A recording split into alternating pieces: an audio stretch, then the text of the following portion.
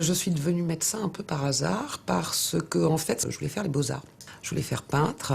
Mais en fait, mes parents voulaient que je sois dentiste. Et comme moi, je voulais pas faire dentiste, j'ai pris médecine. En fin de médecine, j'avais très envie d'aller voir autre chose. Parce que vous savez, quand vous sortez de médecine, vous êtes dans un cadre extrêmement protégé. Et moi, je me disais, j'ai envie de connaître une médecine, on va dire, plus artisanale. Chemin faisant, je me suis retrouvée dans l'archipel des Comores. Je m'attendais à rien en arrivant aux Comores. Je savais que j'allais faire de la vraie médecine. On n'avait pas de médicaments, ou on en avait très très peu. Il était de notre responsabilité d'essayer de mettre en place un réel système de soins. C'était un pays où on était en permanence en pandémie de typhoïde, de paludisme. Et je peux vous dire que là, vous savez à quoi servent les médicaments. Au bout d'1 an et demi, Nathalie revient en France et fait des remplacements comme médecin généraliste dans le Sud, avant de rejoindre son futur mari à Paris. La médecine générale en ville ne lui convient pas et elle reprend des études en pharmacologie clinique. Elle va passer 5 années à faire de la recherche à l'hôpital. C'est pendant ces différents essais où j'ai commencé à travailler sur des molécules de l'industrie pharma. Et ma foi, c'est comme ça que je suis rentrée dans l'industrie pharmaceutique et pas dans un poste de recherche, alors que je ne faisais que de la recherche, mais dans un poste de médico-marketing.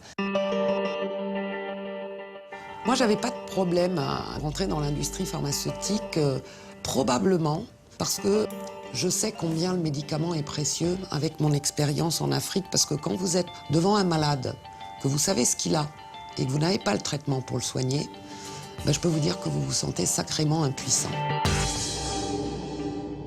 Pour moi, c'était intéressant, cette première expérience, parce que c'était aussi dire au marketing où on ne vend pas de la lessive, on vend des médicaments. Vous vous adressez à des médecins qui voient des patients. Donc, la façon dont on doit parler aux professionnels de santé de nos médicaments, c'est une façon correcte, éthique et objective. Ce qui m'a énormément surpris, c'est la liberté de penser, la liberté de parole et la liberté d'action que j'ai pu avoir. Alors que c'était à la limite une de mes craintes, c'était on va me mettre dans un cadre et ça on le fait, ça on le fait pas. Vous voyez, le Big Brother, non. Et vraiment, nos patrons nous poussaient à innover, à créer, à faire des choses. Ça me correspondait merveilleusement bien.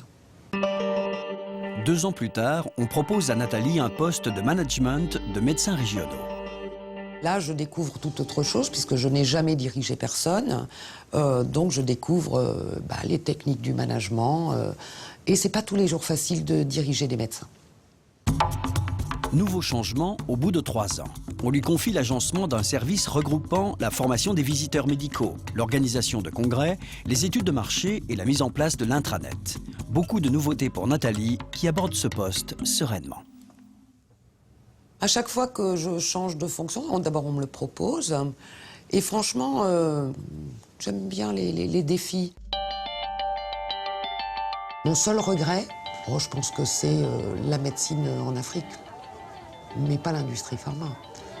L'industrie pharma n'est absolument pas un regret.